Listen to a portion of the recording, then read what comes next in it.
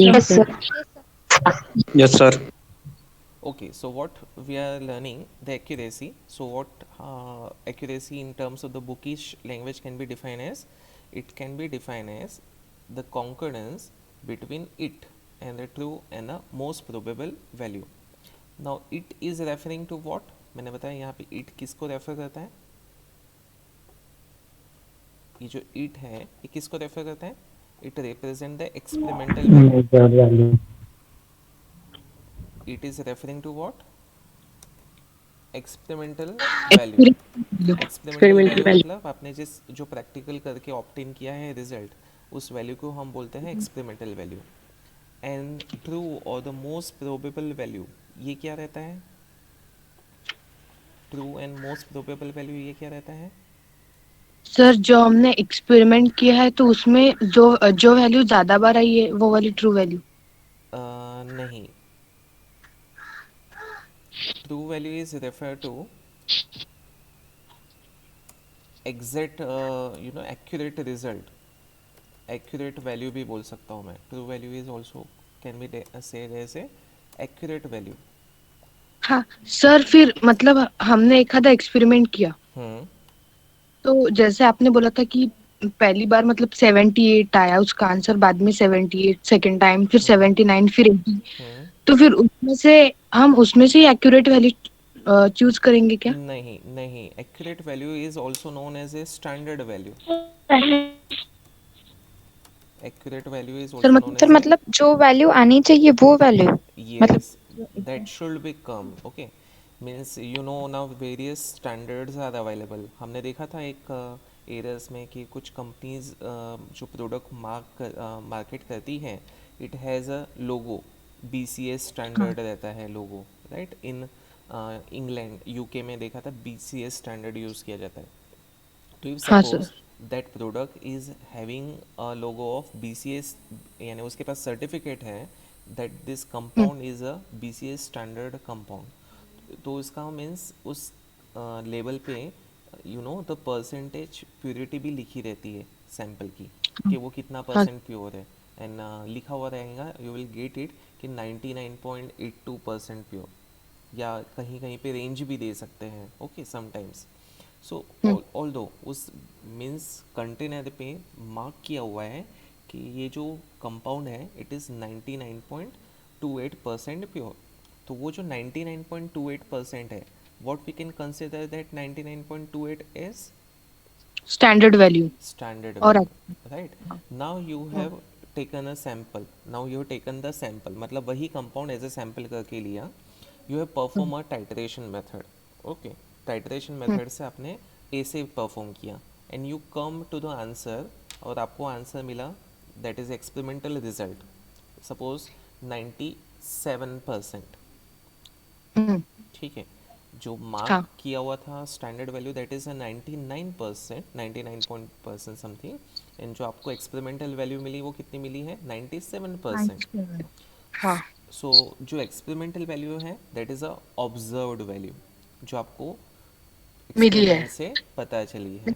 And true value is what? मतलब जो accurate होनी चाहिए थी, मतलब 99%, यस, मतलब जो जो स्टैंडर्ड वैल्यू इज़ स्टैंडर्ड होनी वैल्यू. चाहिए, बराबर है. हाँ और सर. मैं थोड़ा सा क्लैरिफाई करूँ तो सब्सटेंस शुड बी 100% प्योर होना चाहिए था. हाँ. हाँ. अगर वो 100% कंसिडर करते हैं तो उस 100% को बोला जाता है true value. Okay. Actually true value कितनी होनी चाहिए थी? 100%. 100% होनी चाहिए थी, बराबर है. बट हाँ. Because we are referring to the container, and container में उन्होंने कितना मेंशन किया हुआ है probable value? 99 point something percent. हाँ, तो फॉर एग्जांपल 99.24% वो कंटेनर पे मेजर किया हुआ है. एंड हमको रिजल्ट कितना मिला एक्सपेरिमेंट से? 97.5%. हाँ, तो मैं लिख लेता हूँ कि 97.5%. Okay, so now in this case you have a three value. One is a observed value 97.5%. Observed value is also known as a experimental value. Value. Another you have a 100%. Now this हाँ. 100% is said to be as a true value, okay. and 99.24% is called as a probable value. हाँ right? So this is now we want to uh, check the agreement between this observed value, that is experimental value, and the हाँ true value or the most probable value. ठीक है, समझ में आया क्या? सो जो हाँ सर। कॉन्फिडेंस रहता है उसको हम रिप्रेजेंट कर सकते हैं इन फॉर्म ऑफ एक्यूरेसी, या उसको ही हम रेफर कर सकते हैं इन फॉर्म ऑफ एरर्स, क्योंकि जो डिफरेंस है, the difference between the standard value and the experimental value, that difference we call it as a errors. उसको क्या बोल सकते हैं हम? एरर्स। ये एरर्स बोल सकते हैं ना. हाँ हाँ। ठीक है, सो इस तरीके से आपका ये मीन्स रहता है प्रैक्टिकल. ओके सर, हाँ समझा सर। हाँ ओके, नाउ एरर्स, तो इसको मेजर करने के, एक्यूरेसी को मेजर करने के बहुत सारे तरीके रहते हैं. Means error can be represent in various ways. However according to this book, okay, error can be measured or it can be represented in two forms. One is called as the absolute method of determination of accuracy, यानी हम उसको बोलते हैं absolute error, and second is called as a comparative method of determination of accuracy, and that is called as a comparative error. comparative error को हम दूसरा भी term use कर सकते हैं, relative error. ठीक है, सी यहाँ पे second line, it follows therefore that systematic error cause a constant error and thus affect the accuracy of the result. Now for analytical method, there are two possible ways of determining the accuracy. The first is the absolute method and second one is the comparative method. The absolute method, it will give you the absolute error, and comparative method will give you the comparative error. comparative error को मैंने बोला एक दूसरा भी term है, you can use the word that is a relative error. Okay, now let us start with the first one. What is mean by absolute method? Okay, so what is absolute method? It is just simple difference. Okay, जैसे 100 minus 97.5% कर दिया तो जो difference आता है that difference is called as absolute error, simple. या 99.24 minus 97.5% कर दिया तो जो वैल्यू आता है that is called as absolute method. So you can say the formula absolute method is equal to true value minus the experimental value. इसका formula क्या लिख सकते हैं? The true value minus experimental value, that is nothing but absolute error. ठीक है, so let us see again the book method. What it is said that a synthetic sample containing a known amount of the constraint in a question is used. Known amount of the constraint can be obtained by weighing out the pure element or the compound of known stoichiometric composition.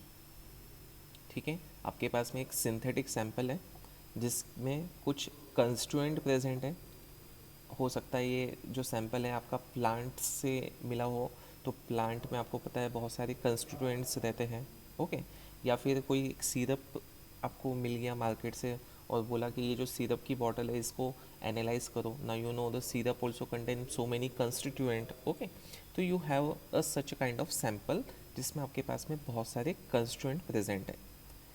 जो constituent का concentration है you can find out by weighing out the pure element or compound of known stoichiometric composition. Now these substances primary standard may be available commercially. They may be prepared by the analyst and subject to rigorous purification by recrystallization. The substances must be of known purity. The test of accuracy of the method under consideration is carried out by taking varying amount of the constraint and proceeding according to specified instruction.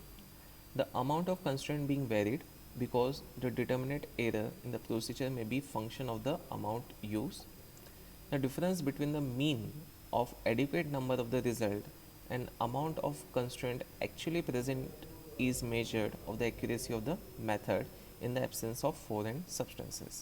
So ये जो last 3 line हैं ये represent करता है कि जो मैंने अभी बोला, मैंने क्या बोला, you can write the absolute error is equal to true value minus experimental observed value, or you can write the absolute error is equal to the most probable value minus true value, so minus experimental value. ठीक है, तो यहाँ पे because हम statistics भी consider करते हैं, so what they have said that आपके जो कंस्ट्रूएंट रहते हैं उसको अलग अलग कॉन्सेंट्रेशन में प्रिपेयर करो उसका सोल्यूशन। अलग अलग कॉन्सेंट्रेशन में प्रिपेयर करने के बाद you use a method and you find out the result. Suppose आपने पहली बार जो है 1 ml लिया सैंपल, दूसरी बार 2 ml लिया, तीसरी बार 3 ml लिया, चौथी बार 5 ml लिया। 1 ml के लिए आपको एक रिज़ल्ट मिला, 2 ml के लिए आपको रिज़ल्ट मिला, 3 ml के लिए रिज़ल्ट मिला, 4 ml के लिए रिज़ल्ट मिला। ठीक है, तो आपने जो सभी रिज़ल्ट है उसका एवरेज फाइंड किया और उसके बाद you have find out. Now last 3 line क्या फाइंड आउट किया आपने उसके बाद lastly you have find out the difference between the mean of adequate number of the result। ठीक है, आपके पास में मीन है सारे रिजल्ट का and the amount of constraint actually present. तो एक्चुअली कंस्ट्रेंट कितना प्रेजेंट होना चाहिए था, क्योंकि ट्रू वैल्यू आपके पास अवेलेबल होनी चाहिए उस कंस्ट्रेंट की। ठीक है, so difference between the actual value and the difference between the experimental value, actual value and experimental value, it is going to measure what? It is going to measure the accuracy of the method। तो आपकी जो method की accuracy है ऐसे पता चल सकती है। इस एक्सपेरिमेंट में आपको ध्यान रखिए जो जितने भी कंस्टिट्यूएंट्स यहाँ पे लिए गए हैं ये सारे कंस्टिट्यूएंट का ट्रू वैल्यू हमें पहले से पता था। Okay, we have applied one method, we have find out the result का हमने मीन कैलकुलेट किया और फिर हम डिफरेंस चेक कर रहे हैं। ठीक है, so that should be clear. तो इस तरीके की जो मेथड रहती है इसको बोला जाता है absolute method. Now let us move to the comparative method. Okay, now comparative method में क्या किया जाता है, you will going to take another standard.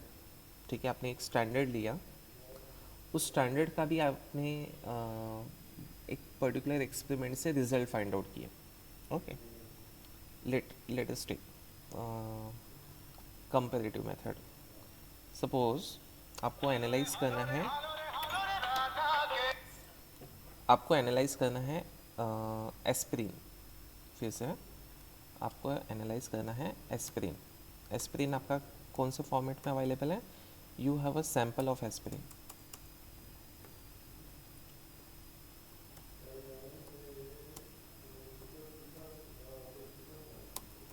ठीक है, आपके पास एस्पिरिन का सैंपल है और आपने एक टाइट्रेशन परफॉर्म किया on this aspirin sample and आपको क्या मिलेगा? एक रिजल्ट मिलेगा। ठीक, now again what you will do, you will take aspirin. अब ये आपके पास में ट्रू वैल्यू वाला एस्पिरिन है, मतलब जो स्टैंडर्ड है। इस पर भी आपने टाइट्रेशन परफॉर्म किया और आपको क्या मिल गया? रिजल्ट मिल गया। ओके, सो आपके पास में एक सैंपल वाला एस्पिरिन है जिसका रिजल्ट मिला और आपके पास में एक स्टैंडर्ड वाला एस्पिरिन है जिसका रिजल्ट मिला। मैं थोड़ा सा कन्फ्यूजन दूर करने के लिए व्हाट आई डू, मैं एस यानी कि यहाँ पे रेफर कर देता हूँ स्टैंडर्ड। ठीक है, you can consider this as a standard. और यहाँ पे जो ये टी है इसको मैं क्या बोल देता हूँ? टेस्ट।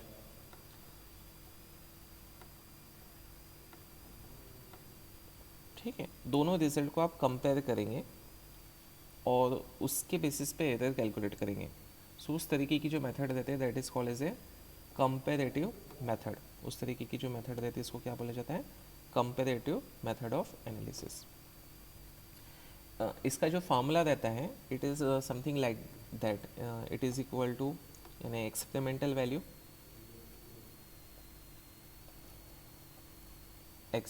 वैल्यू डिवाइडेड बाय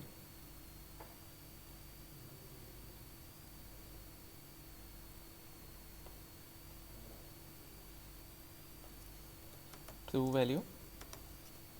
ठीक है, और इसका अगर परसेंटेज कैलकुलेट करना है तो you can multiply it by 100। So this type of results are called as a comparative method.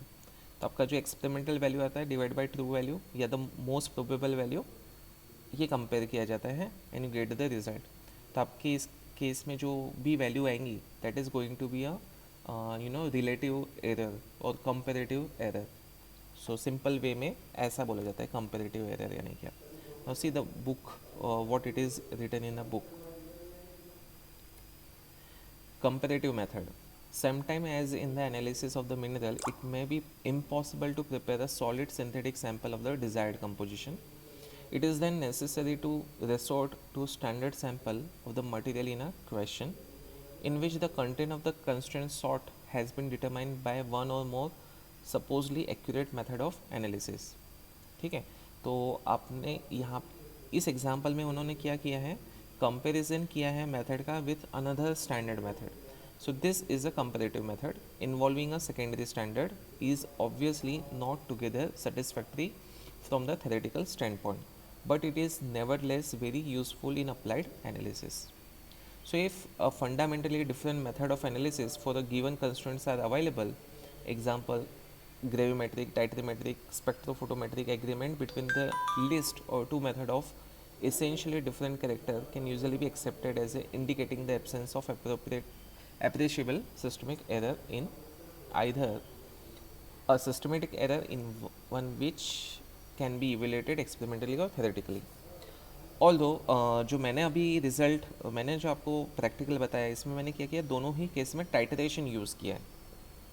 But मैंने कंपैरिजन करने के लिए क्या चेंज किया है, in one case I have use a standard and in other case I have use a test.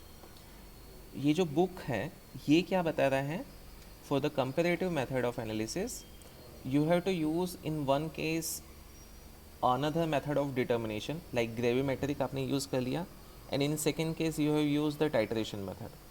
तो दोनों के रिजल्ट जो रहेंगे और दोनों सैम्पल सेम रहेंगे. Okay, the sample will going to be same. दोनों केस में अगर आपके पास में स्टैंडर्ड है तो यहाँ पे भी आपके पास में स्टैंडर्ड ही रहेगा. ठीक है. बट जो मेथड है फर्स्ट केस में आप ग्रेविमेट्रिक यूज़ करोगे, you will not going to use this titration method, you will going to use gravimetric method, you will find the result. And in second case you will going to use the titration method, you will find the result. You will compare this result. और कैसे compare करना है मैंने अभी आपको result बताया, equation बताया कि result from the first method divided by result from the second method. Okay, so that will give you the comparative accuracy. So इस तरीके से accuracy आपकी measure की जा सकती है. Now coming to next term, precision. So what is the precision? फिर से जैसे आपने अभी थोड़ी देर पहले बताया था कि what is the precision. So आपने एक experiment perform किया, पहली बार आपको रिजल्ट मिला था 78, दूसरी बार आपने वही एक्सपेरिमेंट परफॉर्म किया with the same method of analysis, result मिला 79. तीसरी बार आपने परफॉर्म किया फिर से रिजल्ट मिला 80, चौथी बार 78, पाँचवीं बार 79. सो ये जो 5 रिजल्ट आपको मिले हैं किसी पर्टिकुलर एक्सपेरिमेंट के लिए, ये पाँचों अगर आप देखेंगे तो they are coming very close to each other. Okay, so we will identify what is the closeness of this result among themselves. We will identify what is the agreement of results among themselves. So उस तरीके की जो method रहती है इसको represent करने का जो तरीका है that is called precision. So in the bookish language how you can define the precision, it is defined as the concordance of the series of measurement of the same quantity. एक simple line में. So what is the precision? It is the concordance of the series of measurement of the same quantity. तो आप एक ही substance ले रहे हो, एक ही method apply कर रहे हो और सीरीज ऑफ मेजरमेंट चेक कर रहे हो और आपस में उसका क्या कर रहे हो, कॉन्फिडेंस चेक कर रहे हो. ठीक है. नाउ ये जो प्रिसीजन रहते हैं इसको भी डिवाइड किया जाता है ऑन द बेसिस वेदर ये एक ही दिन में आप रिजल्ट परफॉर्म कर रहे हो कि अलग अलग दिन में रिजल्ट परफॉर्म कर रहे हो. ठीक है. So on the basis of that you can use the word that is called inter-day precision and intra-day precision. कोई इंटरनेशनल मैच देखी आपने? First of all let us understand what is this intra-day precision and inter-day precision. आपने कोई international match देखी है अभी, cricket match, football match? Yes sir. ठीक है. Cricket sir. किसकी देखी है अभी रिसेंटली, किसकी हुई match? India versus England, India Australia. Versus England. India versus England, और वो कौन सी थी, इंटरनेशनल थी कि इंट्रानेशनल थी? International. Inter, what is mean by international then? दो नेशंस के बीच सर। एग्जैक्टली, दो दो नेशंस के बीच में मैच होने वाली है, that is called international match. Okay, फिर वैसे ही इंटर स्टेट टूर्नामेंट्स भी होते हैं, you know, inter state tournaments west state में। दो स्टेट के बीच में होता है। इंटर यूनिवर्सिटी टूर्नामेंट होते हैं, हाँ सर। दो यूनिवर्सिटी के बीच में होते हैं, ठीक है। इंटर कॉलेज टूर्नामेंट होते हैं, दो हाँ, कॉलेजेस के बीच में होते हैं। वैसे कॉलेज के अंदर भी तो टूर्नामेंट होते हैं, इंट्रा कॉलेजिएट। ये से इंट्रा कॉलेजिएट है ना। अगर यूनिवर्सिटी के अंदर ही हो रहे तो इंट्रा यूनिवर्स। यूनिवर्सिटीज़। एक ही नेशन में हो रहे हैं तो intra national. So you can understand the word international. Intra and inter. Yes sir. So inter-day precision and intra-day precision. Now you can correlate intra-day precision and inter-day precision. Yes sir. So क्या होता होगा intra-day precision? Sir मतलब एक ही intra day means एक ही day पे एक ही दिन में, और inter day means both on different day. Right. So what it is said that आपने प्रैक्टिकल परफॉर्म किया, आज पहला दिन है, कल दूसरे दिन फिर से वही प्रैक्टिकल परफॉर्म किया, यू गेट सम रिजल्ट, तीसरा दिन फिर से रिजल्ट परफॉर्म किया, यू गेट रिजल्ट, 5 दिन आपने अलग अलग 5 डे में रिजल्ट परफॉर्म किया and you get some result. तो जो पांचों रिजल्ट है उसका अगर हम degree of closeness and degree of agreement check करेंगे तो इस प्रिसीजन को क्या बोलेंगे आप? इंटर डे मतलब inter yes, day precision. Inter day precision, क्योंकि अलग अलग दिन के रिजल्ट हैं और आपने हाँ, एक ही रिजल्ट एक ही दिन में परफॉर्म कर दिए in with in a day. सो वो तो प्रिसीजन को हम क्या बोलेंगे? Intra day precision. एग्जैक्टली, ठीक है। सो इस तरीके से, ओके कहाँ गया, इस तरीके से ये intra day precision and inter day precision word use किए जा सकते हैं, ठीक है।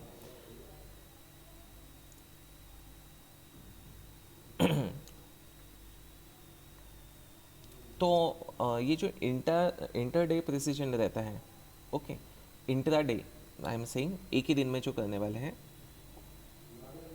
इसको अभी दो वर्ड्स यूज़ किए गए हैं, one is called as a reproducible, another is called as a repeatable, ठीक है। नाउ रिप्रोड्यूसिबल का मतलब होता है inter day, you can correlate the reproducible with inter day, ठीक है। अलग अलग दिन में करने वाले जो रिजल्ट रहते हैं उसको बोल लेते हैं रिप्रोड्यूसिबल। एंड रिपीटेबल मतलब इंट्राडे, एक ही दिन में अगर जो सारे रिजल्ट होते हैं, एक अभी रिजल्ट किया, फिर 1 घंटे के बाद दूसरा किया, तीसरे घंटे के बाद किया, चौथे घंटे के बाद किया, तो एक ही दिन में जो सारे रिजल्ट परफॉर्म करते हैं इसको हम क्या बोलते हैं? Repeatable. So can again have another word for reproducible precision and repeatable precision. तो रिप्रोड्यूसिबल का मतलब क्या होता है? What is meant by reproducible? Inter-day precision. And repeatable precision means intra day. inter-day precision. So clear to you? ठीक है। Yes sir. यही चीज़ को उन्होंने ना एक एग्जाम्पल दे के यहाँ पे समझाया हुआ है, okay. So I hope all of you now clear what is the difference between the accuracy and precision. Yes sir. Okay, हाँ सर। एक्यूरेसी डिटरमाइन करने की दो मेथड है, एक कौन सी है? एब्सोल्यूट मेथड, और दूसरी कौन सी है? कंपैरेटिव। कंपैरेटिव। प्रिसीजन डिटरमाइन करने की कोई तरीके नहीं है, but there are two type of precision, one is called as a reproducible, another is called as a repeatable, ठीक है। इवन जब आप क्रोमेटोग्राफी में जाएंगे, means when you go in your final year, you have in your syllabus the chromatography, वहाँ पे आपके पास में ये भी टर्म आएंगे। Now what are this term? within a run precision. Now within a run precision is called as a repeatable precision, and another is called as a between a run precision, and between a run precision is also called as a reproducible precision, ठीक है। तो ये वाले word जो रहते हैं within a run precision and between a run precision is use in a chromatography, तो अभी आपके सिलेबस में नहीं है, ठीक। Now what I am saying to you, तो ये जो बुक है इसमें उन्होंने एक एग्जांपल दिया हुआ है, the analyst one is performing a result, ठीक है।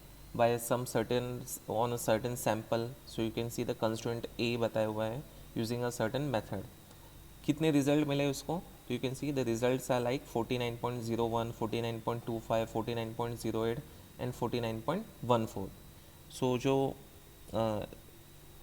रेंज है वो ये रेंज में आ रहा है. You can see the mark by this dash linings. ठीक है. Now what is the arithmetic mean of this result? So it is 49.12%. And what is the result range? So the result range is from 49.01 to 49.25%. तो ये एक analyst ने परफॉर्म किया. Now the same result are perform by analyst 2. Same sample, ठीक है, वही sample है, but result are perform by analyst 2. उसको क्या रिजल्ट मिले? The result are 49.40, 49.44, 49.42 and 49.42. okay, so what is the arithmetic mean? It is 49.42%. and what is the result range? So result range is 49.40% to 49.44%. now tell me किसका result सबसे ज़्यादा precise है. मैं comparison करने के लिए थोड़ा सा अगर पॉसिबल है तो ये छोटा करता हूँ, या फिर आप स्क्रीनशॉट ले लीजिए and you can compare. This is the analyst 1 result. ले लिया इसका स्क्रीनशॉट. हाँ sir. Yes sir. Yes, sir. Now analyst 2 result. Okay, now tell me किसका रिजल्ट ज़्यादा प्रिसाइज है. Is it the analyst 1 result is more precise और analyst 2 result is more precise? Analyst 1. किसने कहा ये आंसर? So मैंने. अरे नाम बताओ. I am not looking to you, right? Medini. Medini, you are absolutely correct and you are fastest finger fast अगर बोलेंगे तो यू आर द फर्स्ट. ठीक है. You can see Yes, sir. The range. कितना रेंज है? It is a very small narrow range. The range is 49.01 to 49.25 for the analyst 1. and what is the range for analyst 2? it is 49.40 to 49.44. yes, one more comparison. sorry, किसका range ज़्यादा है? Sorry. And मेदिनी, तो first वाले का range ज्यादा है. First वाले का so we cannot say for first, we can say the second one is better. correct है? Second one is better. okay, second one is better, not the first one. now why not the first one? यहाँ पे mark करके भी बताया हुआ है. मेदिनी, one more. see the first result, it is given by x. Yes, second sir. result x, third result x, fourth result x. so there is a wide variation in the result for the analyst 1. okay, and what about analyst 2? see the results, x, okay, x, okay, x. so all are what? they are very close to each other. so yes, the answer is Medini, you are sorry, I am also wrong and you are also wrong for that. so what is the correct answer? Analyst 2. analyst 2. His result are more precise. and what Yes, about sir. accuracy? what about accuracy?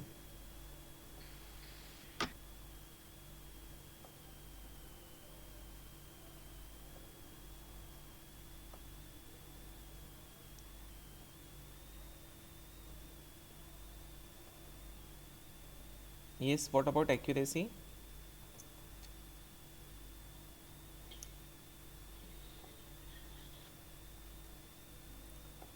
See the correct value, उसके लिए एक line दी हुई है, and the average value, उसके लिए एक line दी हुई है यहाँ पे. ठीक है. So when you compare this, the correct value line है ना, ये लाइन दिख रही है, dash line, this is for correct value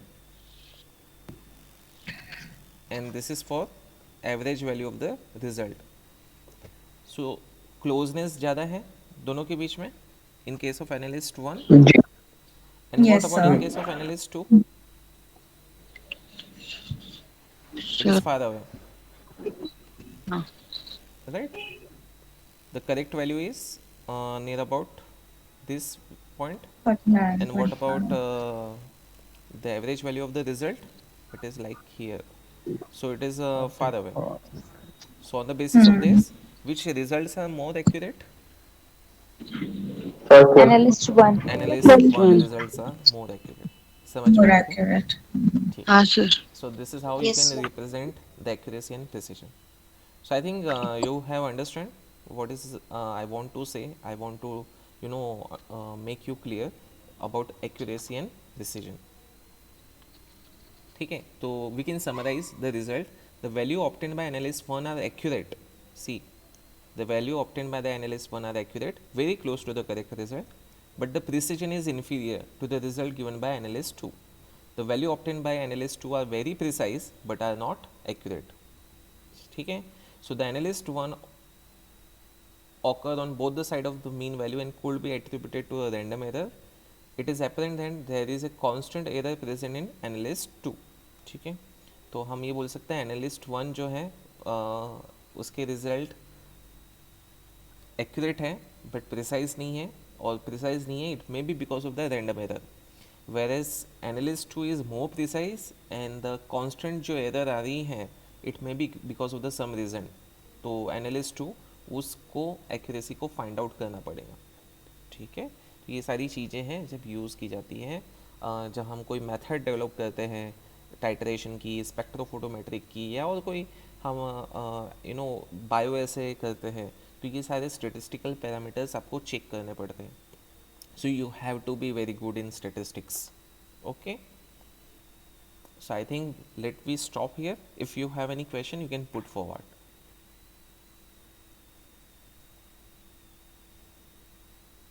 If any question arises in your mind. Yes. Sir हम एक्यूरेसी और प्रिसीजन को एंटागोनिस्टिक बोल सकते क्या? नहीं, they are not antagonists, they are two different terms. Okay, and हाँ. for any method development we have to be the method should be accurate, the method should be precise. दोनों ही चीज़ें चाहिए. If suppose the method is accurate but it is not precise, then what will happen? आज आप perform करें experiment, you get a very good result, कल perform करेंगे you get a very bad result. So the method जो रहती है वो दोनों ही पैरामीटर्स में सही होनी चाहिए. Means it should be define the range, that it should be accurate as well as it should be precise. Okay sir. Any other question? Sir yes. Sir आपने जो अभी ये बताया एनालिस्ट 1 और एनालिस्ट 2 का, तो सर उसमें मतलब हमें जब कंपेयर करना रहता है, जैसे अभी आपने बताया, तो उसका आंसर सर मतलब जब स्पेस दोनों में कम रहेंगी तो वो राइट रहेगा, या फिर जिसमें वो दूर है वो राइट रहेगा? हमने दोनों को ही बताया कहाँ पे कौन सा करेक्ट है. Analyst 1 is better in terms of what accuracy, analyst 1, but analyst 2 is better in terms of the precision. ठीक है, ऑल्दो समरी में क्या कहा जा रहा है कि एनालिस्ट 1 के जो रिजल्ट है वो एक्यूरेट है, बट जो डिफरेंस है वो बहुत ज़्यादा भी नहीं है. You can see the difference is not too big, 49.01% से 49.25%. So the range is not big. तो जो एरर आ रही है एनालिस्ट 1 में वो किसके वजह से आ रही है? It is may be because of the random error. Where as analyst 2 it is giving a very precise result, but उसकी रेंज जो है यानी एरर जो है काफ़ी ज़्यादा है. So this error might be attributed because of some systematic factors. अब हमको पता है सिस्टमेटिक एरर कहाँ से आती है ना. So he has to find out what is the cause of that error. ठीक है, अगर analyst 2 if he removes that systematic error, okay, तो what will happen? Analyst 2 will have a better result. So यहाँ पे हम analyst 1 के case में we can not find out the reason what is the error, okay, but in case of the analyst 2 we can find out the reason of that error. Okay, तो हम ये नहीं बोल सकते कि एनालिस्ट 2 ख़राब है, एनालिस्ट 2 के यस रिज़ल्ट में कुछ एरर है वो फाइंड आउट कर सकता है, उसको इम्प्रूव कर सकता है, but analyst 1 can not improve. उसको इम्प्रूव करने के लिए क्या करना पड़ेगा, मे बी जो उसका वर्किंग स्टाइल है शायद उसको इम्प्रूव कर सकता है। He can not find out what is the error. Okay sir. Okay, so we stop here.